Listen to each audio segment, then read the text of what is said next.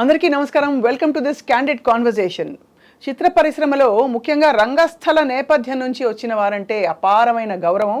వారు కూడా అటువంటి నటులు కూడా ఎంతో అనుభవంతో చక్కగా నిలదొక్కుని ఒక వైవిధ్యాన్ని ప్రదర్శిస్తూ మంచి పాత్రలు వేసుకుంటూ ఎక్కువ కాలం కొనసాగుతూ ఉంటారు. అటువంటి వారిలో అందరికీ సుపరిచిత రంగస్థల, రేడియో, అలాగే సినీ నటులు, అలాగే టీవీ సీరియల్స్లో కూడా వారిని అనేక సందర్భాల్లో చూసాం. వారే గోపరాజు రమణ గారు. వారితో మాట్లాడబోతున్నాం. నమస్కారం సార్. నమస్కారం. మిమ్మల్ని తెర మీద చూడడం ఇలా ఫస్ట్ టైం కలవడం. సో రంగస్థలం నుంచి వచ్చిన వారంటే కొంచెం అందరూ లేచి నిలబడి నమస్కారం చేస్తారు. చేస్తారమ్మా, అంటే గౌరవిస్తారు, బాగా గౌరవిస్తారు. అవును. ఎందుకంటే నటుడుగా కొంత ఆల్రెడీ నేర్చుకొని ఉంటాడు కనుక, అవును, కొన్ని సక్సెస్ఫుల్ చేసుకొని ఉంటాడు కనుక, లేకపోతే ఇక్కడ దాకా జర్నీ జరగదు కదా. అవునవునవును, అది కూడా ఉంటుంది. అది కాక వాళ్ళకి రంగస్థలం మీద ఉన్న ప్రేమ ఎక్కువగా ఉంటుంది. అవును సార్. అవును అవును సార్. సాంఘిక నాటకాలే వేశారు కదా మీరు ఎక్కువ, పౌరాణికం కంటే కూడా. పౌరాణికం అసలు వేయలేదమ్మా, హిస్టారికల్ ఆడాం. హిస్టారికల్ ఇందాక మీరు చెప్పిన సలీం అనార్కలి ఆడాం, అందులో తాన్సేన్ చేశాను. తర్వాత వీరపాండ్య కట్టబ్రహ్మన్ ఆడాం తెనాల్లో. వీరపాండ్య కట్టబ్రహ్మన్లో ఎట్టప్ప ఆడాను, కట్టబ్రహ్మన్ ఆడాను. తర్వాత విశ్వనాథ విజయం ఆడాం. విశ్వనాథ విజయంలో కృష్ణదేవరాయలు ఆడేవాడిని. అట్లా ఆడాం. రంగస్థల నాటకం ప్రదర్శన ఉందంటే అదొక ఉత్సవంలా ఉంటుంది. అంటే ఆ వాతావరణం, రెడీ అవ్వడం, 2 రోజుల నుంచి ప్రాక్టీస్ చేయడం. ఇక్కడ సినిమా కట్టే కొట్టే తెచ్చి అన్నట్టు కట్టు కొట్టి తేవడం. కానీ అక్కడ మనం పడ్డ శ్రమ ఇక్కడ వేరే వాళ్ళు పడతారు. అంతేనా? అంతే కదా మరి. ఇప్పుడు వాళ్ళు మనం వచ్చేటప్పటికి రెడీ చేయాలంటే అక్కడికన్నా ఎక్కువ శ్రమ ఉంటుంది ఇక్కడ వాస్తవంగా. మనం ఏంటంటే ఆ నిమిషాన్ని వచ్చి అది చేసుకొని మనం వెళ్ళిపోతాం కాబట్టి పక్కకు మనకు తెలియదు. కానీ వాళ్ళు తెల్లవారుజాము 4 జర్నీ స్టార్ట్ చేసి లొకేషన్కి వచ్చి అన్నీ పెట్టుకొని లైట్లు అమర్చుకొని చేసుకొని చాలా ఉంటుంది వర్క్ వాళ్ళకు కూడా. అవును అవును అవును, నిజమే.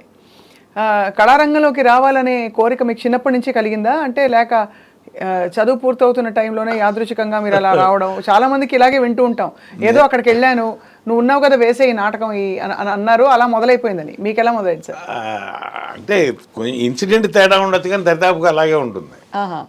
మేము మా నాన్నగారు ఆ ఊళ్ళో కరణం గారు, తాతల తండ్రుల దగ్గర నుంచి మాది కర్ణీకం.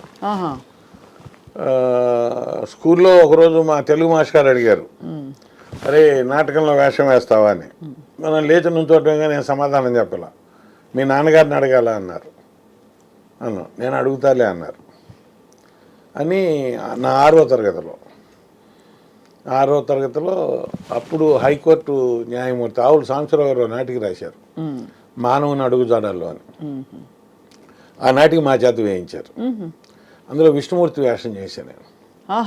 ఆ కాంపిటీషన్స్ ఎలా ఉండేవంటే స్కూల్లో లోయర్ ఫార్మ్స్ ఒక కాంపిటీషన్, హైయర్ ఫార్మ్స్ ఒక కాంపిటీషన్. లోయర్ ఫార్మ్స్ అంటే 8వ తరగతి దాకా, 6, 7, 8, 9, 10, 11 హైయర్ ఫార్మ్స్. వాళ్ళ కాంపిటీషన్స్ వేరు. ఆ కాంపిటీషన్స్లో మా అన్నయ్య గారు కూడా నటించారు. ఇంట్లో అయితే చాలా మంది ఉన్నారు నటులు. అంటే నాన్నగారు కూడా చేసేవారు. అయితే నాన్నగారు వాళ్ళ నాన్నగారికి భయపడేవారు. ఆయన కర్ర పట్టుకొని వచ్చేవాడు కాబట్టి ఆయన వచ్చి వెళ్ళిపోయిన తర్వాత ఏ క్యారెక్టర్ ఉంటే ఆ క్యారెక్టర్ వేసేవాట పౌరాణిక నాటకాల్లో. అట్లా నాకు అప్పుడు మొట్టమొదటిసారిగా ఉత్తమ నటుడు బహుమతి ఇచ్చారు. అవును, మా తెలుగు మాస్టర్ గారు బొట్టు పెట్టారు అప్పుడు, పిన్నికి వెంకటేశ్వరరావు అని. యార్లగడ్డ శైలజ గారు మీకు తెలిసే ఉంటారు, బాగా తెలుసు. వాళ్ళ నాన్నగారు తెలుగు మాస్టర్ గారు మాకు. అంటే మన డీడీలో ఉన్నారు చేశారు ఆవిడ, వాళ్ళ నాన్నగారు. సో అయితే అప్పటి నుంచి మొదలయ్యి మీరు అవార్డులు చాలా అందుకున్నారు. కానీ మీకు అప్పుడు స్ఫూర్తి నేర్పించింది ఎవరు? నటన ఇలా ఉండాలి, ఇక్కడ టైమింగ్ ఇలా ఉండాలి, గొంతు ఇలా మీరు త్రో ఉండాలి, వాయిస్ త్రో. అప్పుడు మైకులు ఉండేవా మీరు నాటకాలు? అంటేనమ్మా ఇప్పుడు 62లో స్టార్ట్ అయింది నా కెరీర్ నాటకం మీద. ఆ నాటిక వరకు ఆయన నేర్పారు. తర్వాత ఇంటి దగ్గర మా 2వ అక్కయ్య గారు తెలుగు టీచర్ ఆవిడ, తెలుగు పండిట్, ట్రైనింగ్ అయ్యి వచ్చింది. మామూలుగా ఎండాకాలంలో ఏం చేసేవాళ్ళం అంటే, పెద్ద ఇల్లు మాది, 40 సెంట్ల దొడ్డి, వడ్ల పాత్ర అరుగు ఉండేది, అది మా స్టేజీ. కట్టెలు కట్టిచ్చేసేసి మా పిల్లల చేత అందరి చేత నాటికాడిచ్చేది అక్కయ్య. అంబి పురుషోత్తముడు, ఇట్లా నేరస్తుడు ఎవరు, చిన్న చిన్న ఏకాంకిక నాటికలు ఉండేవి. అందులో మా మూడో అక్కయ్య అంటే నా పై ఆవిడ, నేను, మా అన్నయ్య, తర్వాత మాతో చదువుకునే వాళ్ళం 10 మంది దాకా ఉండేవాళ్ళం. మా ఇంటి దగ్గర 2 పెట్రోమాక్స్ లైట్లు పెట్టి, కరణం గారి ఇల్లు కదా, పెట్రోమాక్స్ లైట్లు ఉండేవి, అవి పెట్టి ఆడేవాళ్ళం. అట్లా ఆవిడతో ఒక 2-3 సంవత్సరాలు ఆడాం. తర్వాత ఇక నాకు కాస్త చదువు, అప్పటికే అక్కయ్య హైదరాబాద్ వచ్చేసింది. తన టీచర్కి ఇక్కడ పోస్టింగ్ వచ్చేసేసింది. ఇక నా చదువు కుంటుపడుతుందని చెప్పి 65-66లో నన్ను ఇక్కడికి తీసుకొచ్చారు. నల్లకుంటలో మాదిరెడ్డి సులోచన గారు ఇంట్లో ఉండేవాళ్ళం. ఓహో. సులోచన గారు అన్నారు, వీడిని ఖాళీగా ఉంచొద్దు దుర్గా, మన పక్కనే బాలానంద సంఘం ఉంది కదా, అందులో పడేద్దామని చెప్పి నల్లకుంట బాలానంద సంఘంలో పడేశారు. జమ్మలమడక పూర్ణచంద్రరావు గారు సెక్రటరీ గారు, వాళ్ళు ఎప్పుడు నాటికలు ఆడుతుండేవాళ్ళు. వాళ్ళలో జాయిన్ అయ్యాం. ఏకాంకికలు, తర్వాత విచిత్ర వేషధారణలు, ఈ కాంపిటీషన్స్ ఉండేవి. నారాయణగూడలో మన రేడియో అక్కయ్య గారు, రేడియో అన్నయ్య గారు వాళ్ళ ఇంటి దగ్గర కాంపిటీషన్స్. వాళ్ళ బాలానంద సంఘానికి ఆ బాలానంద సంఘానికి బాగా కాంపిటీషన్ బోర్డు ఉండేది. నారాయణగూడ బాలానంద సంఘం, నల్లకుంట బాలానంద సంఘం. అప్పుడే మేము దసరా కాంపిటీషన్స్లో పాలిష్ పయ్య నాటికాడి ఉత్తమ విలన్ ఇచ్చారు నాకు, నాగేశ్వర గారి చేతుల మీదుగా. తర్వాత టామ్ సాయర్ ఇంగ్లీష్ నాటకం తెలుగు ధారావాహికగా రేడియోలో చేశాం. అట్లాగే పాలిష్ భయ్య, సక్కుబాయి అని మన శశిమోహన్ గారు ఉన్నారు, రైటర్, చూసే ఉంటాం. వాళ్ళ బ్రదర్ సాయి గారు, రమణప్రభు, జమ్మలమడక రమణప్రభు, మేమంతా అట్లా చేసేవాడిని. అట్లా 69లో మళ్ళీ మా ఊరు వెళ్ళా. మా ఊరు వెళ్ళినప్పుడు, మా ఊరు వెళ్ళిన తర్వాత నన్ను కరణీకం పరీక్షలు రాయించారు. మరి మా ఊళ్ళో వచ్చాం కదా, మళ్ళీ ఒక నాటకం తీసి ఆడటం ప్రారంభించాం. 70లో సర్వే ట్రైనింగ్ చేయించారు, 70లో జాబ్లో వేయించారు ఊళ్ళో గ్రామాధికారిగా, పోస్ట్ అయిపోయా. ఇక అక్కడి నుంచి 70 నుంచి మరి ఊళ్ళో ఒక పెద్దగా ఉన్నాం కాబట్టి ఒక గ్రూపు మేము నాటకాలు ఆడడం. సంవత్సరానికి 2-3 నాటకాలు ఆడేవాళ్ళం. శివరాత్రికి ఒకటి ఆడేవాళ్ళం. అట్లాగే పండగలు, సంక్రాంతికి అప్పుడు ఆడేవాళ్ళం. అట్లా నాటక పరంపర ఆడుకుంటూ 84 దాకా ఎక్కువ ఊళ్ళోనే ఆడుతూ వచ్చాం. ఊళ్ళోనూ చుట్టుపక్కల ఊళ్ళలోనూ మా ఊళ్ళో ఆడండి, మా ఊళ్ళో ఆడండి, మా నాటికలు ఆడండి అని ఆడుతూ. అప్పుడంతా ఎలా సార్ అంటే నాటకాలు వేస్తే డబ్బులు ఇచ్చేవాళ్ళ? ఏం లేదండి, మనమే ఖర్చులు పెట్టుకుని వెళ్ళి మనమే టైం వెచ్చించి. మేము మా ఊళ్ళో నాటికలు ఆడిన నాళ్ళు గుడివాళ్ళు ఏం చేసేవాళ్ళు అంటే స్టేజీ ఖర్చు, కరెంట్ ఖర్చు, మైకు ఖర్చు ఏదైనా ఉంటే వాళ్ళు ఇచ్చేవాళ్ళు. 25 రూపాయలు 30 రూపాయలు ఉండేది మా రోజు. లేదులేండి, గుడివాళ్ళు కొంత ఇచ్చేవాళ్ళు, 200 దాకా ఇచ్చేవాళ్ళు. ఓ పర్లేదు, ఓకే. 600, 1000 రూపాయలు అయ్యేది మనకి అనుకోండి. అయితే అంతవరకు ఇచ్చేవాళ్ళు. మేము ఫ్రెండ్స్, నేను 100, మీరు 50 అది వేసుకునేవాళ్ళం. ఇదిగాక ఊళ్ళో బాబాయ్, మామయ్య అని అందరినీ చందాలు అడిగేవాళ్ళం. 5 రూపాయలు ఇస్తే పెద్ద చందాదారు మనకి. ఓహో.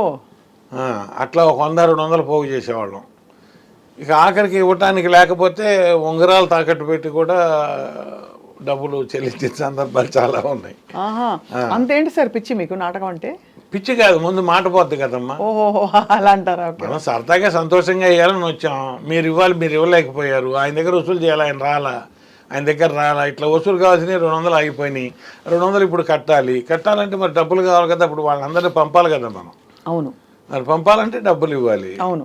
మరి ఎవరు అంటే నీ దగ్గర, నా దగ్గర ఉన్న ఉంగరం ఏదో పెట్టి తీసుకెళ్ళా, లేదు ఇంకోళ్ళ దగ్గర ఎల్లుండి ఇస్తాను బాబాయ్ అయినా 100 తీసుకొచ్చి ఇచ్చి వాళ్ళందరినీ పంపించి సర్దుబాటు చేసుకునేవాడు. అలా మీరు అంటే బేసిక్గా కళారంగం అంటే మీకు బాగా ఇష్టం ఏర్పడిపోయింది అప్పటికే? మరి అంటే నాకు ఏర్పడడం కన్నా నా పక్క వాళ్ళు, అదేం కాదు, నా పక్క వాళ్ళ ప్రోద్బలం ఎక్కువ నాకు. నాకేంటంటే ఊరి రీత్యా, నేను ఆ ఊళ్ళో కారణంగా ఉన్న రీత్యా నాకు డాక్యుమెంటేషను, సర్వే వర్క్ ఎక్కువ ఉండేది. అంటే అమ్మకాలు, కొనుగోళ్ళు ఎక్కువ ఉండేవి మా ఊళ్ళో. మీరు పొలం అమ్మటం, ఆయన కొనటం, ఆయన అమ్మటం, ఈయన కొనటం, ఆయన స్థలం అమ్మటం, ఈయన కొనటం, ఇట్లా ఉండేది. ఇవన్నీ కొలతలు కొలవాలి. ఇది కాక గవర్నమెంట్ సైడ్ వర్క్ చేయాలి. అంటే ఎవరెవరు ఏ క్రాప్ వేశారు, ఎవరెవరు ఏ పంట వేశారు, ఎవరెవరు ఎంత శిస్తు కట్టాలి, ఎంత బాకీ ఉన్నారు, ఎంత బాకీ వసూలైంది అని మళ్ళీ ఇయర్లీ అకౌంటెన్సీ జమాబంద్ వచ్చేటప్పటికి లెక్క చెప్పాలి మనం. అందులో మేము 3 కరణాలు, 2 మున్సిపల్, పెద్ద ఊరు మా ఊరు. 3 కరణాల్లో మిగతా వాళ్ళు కాస్త కూర్చున్నా కూర్చోపోయినా ఎవరన్నా ఉన్నా లేకపోయినా నేను కుర్రాలను పెట్టి పని చేయిస్తుండేవాడిని. ఈ వర్క్ ఎక్కువ ఉండేది. ఏమైనా చేయకపోతే ఎట్టా, రాకపోతే ఎట్టా, చేద్దామని అట్లా మీద పడేది. ఇక అట్లా వెళ్ళిన తర్వాత వర్క్లో దిగిన తర్వాత అది ఏ వర్క్ అయినా సరే చేయడం అలవాటు ఉండేది నాకు. అట్లా అలవాటు. అప్పట్లో మీ ఆలోచన ఏముండేది అంటే స్థిరపడాలి ఈ కామన్ గా ఉండే లేదు అసలు. ఊళ్ళో మనం ఎంటర్టైన్మెంట్ కోసం మనం చేసే నాటకం ప్రజలు చూడాలి, సంతోషపడాలి, అంతే. అంతకంటే ఏం లేదు. రెండో ఆలోచనే ఉండేది కదా. ఆ టైం కూడా ఉండేది కదమ్మా, నిజంగా చెప్తున్నా, ఉండేది కాదు. ఇప్పుడు ఇతర మాధ్యమాలతో మీకు అనుబంధం ఎలా మొదలైంది అంటే రేడియోతో? ఇప్పుడు ఈ నాటకాలు చేస్తున్నప్పుడు మా ఊరు డాక్టర్ గారు వచ్చారు, వేజర్ల రత్నగిరిరావు గారు అని, మన పిహెచ్సి అంటాం కదా, పబ్లిక్ హెల్త్ సెంటర్, అందులోకి డాక్టర్ గారు వచ్చారు. ఆయన మంచి నటుడు, మంచి రేడియో ఆర్టిస్ట్, మంచి వాయిస్ ఆయన వచ్చి ఓ నాటకం వేద్దామని అని చెప్పి సలీమా నార్కలిని నేర్పారు. మళ్ళీ ఆయనే ఇంకో నాటకం వేద్దామని చెప్పి విశ్వనాథ్ విజయన్ నేర్పారు. అట్లా ఇప్పుడు మనం ఇక్కడ వేస్తుంటే, మొన్న రమణ నాటకం చూశాను, అల్లుళ్ళు వేస్తుంటే వాడైతే బాగుంటుంది వేషానికి అని చెప్పి తెనాలి వెళ్ళి వేయాల్సి వచ్చింది. మళ్ళీ తెనాలి జర్నీ జరిగింది. తెనాలి జర్నీ జరిగాక తెనాలిలో మొక్కపాటి కృష్ణమోహన్ గారు కానీ, నేతి పరమేశ్వర శర్మ గారు, మన బొల్లిముంతు కృష్ణ గారు, ఇట్లా పెద్ద పెద్ద వాళ్ళు ఉన్నారు. వాళ్ళందరి దగ్గర వర్క్ చేయాల్సి వచ్చింది. వాళ్ళందరి దగ్గర కూడా హిస్టారికలే ఎక్కువ వర్క్ చేశాను. ఓకే, హిస్టారికలే. ఊళ్ళో ఆడేవి మేము ఎక్కువ సోషల్ ఆడేవాళ్ళం, పల్లె పడుచని అట్లా ఆడేవాళ్ళం. ఈ జర్నీలో ఏం జరిగింది, ఇట్లా వెళ్తుంటే మన రైటర్స్ ఆర్చేటి శివనారాయణ గారు అని ఉండేవాడు, మంచి సాంఘిక నాటక రచయిత. 74లో ఆయన అన్నాడు, మన ఊళ్ళో నాటకాలు వేద్దాం, మీ ఊళ్ళో వేసే వేషాలు కదా, మా ఊళ్ళో మంచి వేషాలు వేద్దాం రా అని చెప్పి, నందివెలుగు పక్క ఊరే, అంటే మీకు చనిపోయాడు వినోద్ అనే ఆర్టిస్ట్ తెలిసే ఉంటారు, వెళ్ళ వేషాలు వేసి, ఆయన మేమంతా ఒక టీం అనమాట. వినోద్, నేను, శివనారాయణ గారు, వాళ్ళ అన్నయ్యలు అందరం కలిసి నాటకం వేసేవాడు. అట్లా స్టార్ట్ అయింది అక్కడ. అట్లా 74 నుంచి 80 దాకా వేసాం. 80లో ఏమన్నారు, ఇంకా ఈ నాటకాలు అయిపోయిందా ఊళ్ళలో బజార్లు ఏమట, మీరు పరిషత్ పోటీలకు వెళ్దామన్నారు. పరిషత్కి వెళ్దామంటే నాకేం కొలతలు రిజిస్టర్లు ఉంటాయా, నేను కాదు ఇంకెవరన్నా పెట్టుకోండి అని అంటుండేవాడిని. కాదు నువ్వు కావాల్సిందే, నువ్వు లేకుండా జరగదు అది అని చెప్పి నా నెత్తినే పెట్టి నాటకం నేర్పడం నేనే నేర్పాలి. అయితే ట్రావెలింగ్స్ అంతా వాళ్ళు చూసుకునేవాడు, ట్రావెలింగ్ ఏర్పాట్లన్నీ. నాటకం నేర్చుకొని పరిషత్తులకు వెళ్ళడం ప్రారంభించాం. ఆ పరిషత్తులకు వెళ్ళిన దగ్గర నుంచి ఆయనకి ఉత్తమ రచన, మాకేదో మరి ఉత్తమ నటుడని, అవును చాలా అవార్డులు వచ్చాయి మీకు, ఇట్లా ఉత్తమ హాస్యనటుడు అని వచ్చినాయి. వచ్చిన తర్వాత 94 దాకా అట్లా ఆడుతూనే ఉన్నాను. 94లో అంటే ఈ లోపు ఏమైంది, 84లో కరణికలు రామారావు గారు తీసేశారు.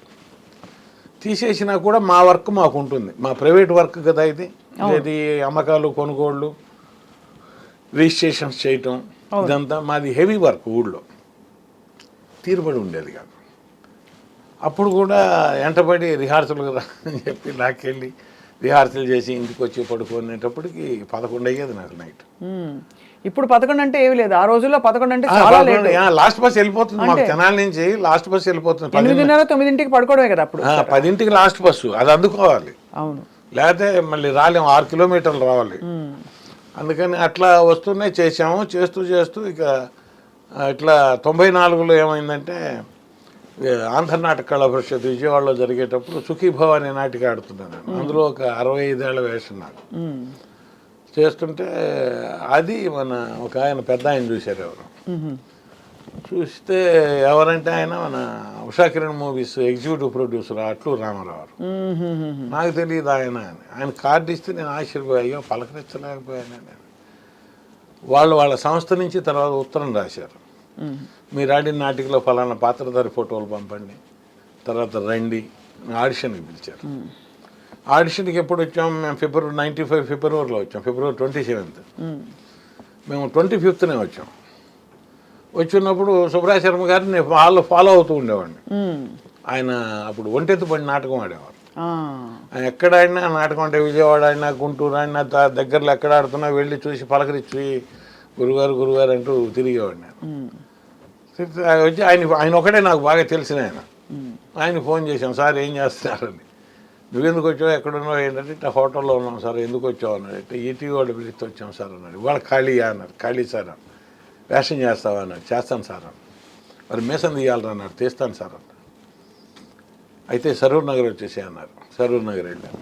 వెళ్తేను ఆ రోజు ఆయన చేయాల్సిన వేషం అది హీరోగా. ఆ వేషాన్ని ఆయన చేయకుండా నా చేత చేయించారు. అది మరి ఈ లోపల అన్ని నేర్చేసుకున్నారా? నేర్చుకోవటం అంటే అంటే ఏ విధమైన ప్రిపరేషన్ ఏమీ అవసరం లేకపోయింది. అంటే మనం ఈలోపు నాటకాలు ఆడుతూనే ఉన్నాం, క్యారెక్టరైజేషన్స్ మీరు చెప్తూనే ఉన్నారు, మేము చేస్తూనే ఉన్నాం. తర్వాత రేడియోలో వాచకం చెప్తూనే ఉన్నారు, రేడియో నాటకాలు చేస్తూనే ఉన్నాం. కాబట్టి అలా వెళ్ళేదంతా వెళ్ళిపోతూనే ఉంది మనకి. అంటే మన దగ్గర ఇప్పుడు మీరు పిలిచి ఒకటి చెప్పారు అంటే మీరు చెప్పిన విధానం ఆయనకి చెప్పిన ఆ విధానం నా మైండ్లోనూ ఉండేది. అదే అలా అలా చూసి నేర్చేసుకున్నారు కొంత. అలా నేర్చేసుకునే ఉన్నాను. నేను చేసినప్పుడు కూడా, రేడియోలో నేను చేసినప్పుడు కూడా నేర్చేసుకునే ఉంటే అది ఫస్ట్ టైం అనమాట. ఆయన కెమెరా ముందు నాకు అవకాశం ఇచ్చి బామ్మగారి మరచెంబు అని మీకు దూరదర్శన్లో చాలాసార్లు వేశారు. అవునవును. ఇవిడ రత్నసాగర్ గారా? కాదు, రత్నగా మన ఈ నవీన్ లక్ష్మి గారు. నవీన్ లక్ష్మి గారు, రైట్. మస్తాన్ రావు గారి, బీర మస్తాన్ రావు గారి వైఫ్ ఆవిడ మనవడు నేను అనమాట. ఆ వేషం నా చేత చేయించారు. అది ఫస్ట్ టైం నాకు. అప్పుడు బ్లెస్సింగ్స్ ఇచ్చారు మన మీర్ గారును శర్మ గారు. ఫస్ట్ టైం నువ్వు కెమెరా వంక కూడా చూడకుండా చాలా బాగా చేసావు, మంచి ఫ్యూచర్ ఉంటుంది, కంటిన్యూ చేయమని.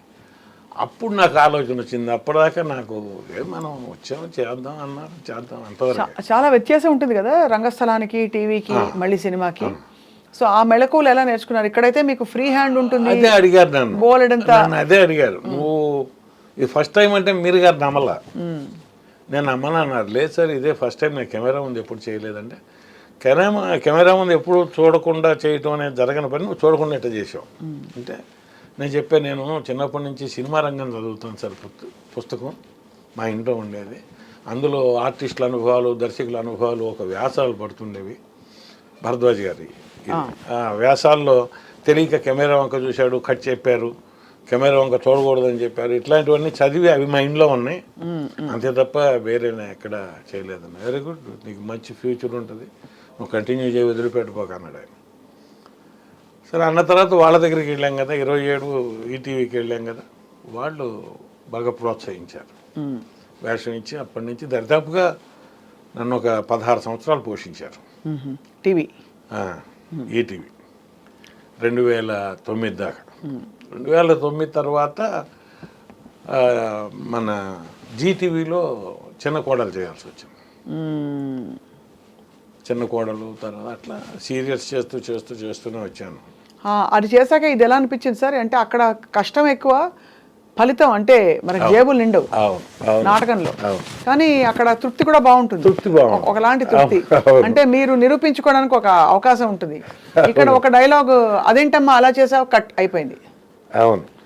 సో ఆ వ్యత్యాసం అది జీవితాన్ని నేర్పుతుంది. అది ఇది జీవితాన్ని ఇస్తుంది, బతకనిస్తుంది. అబ్బా బాగా చెప్పారు సార్.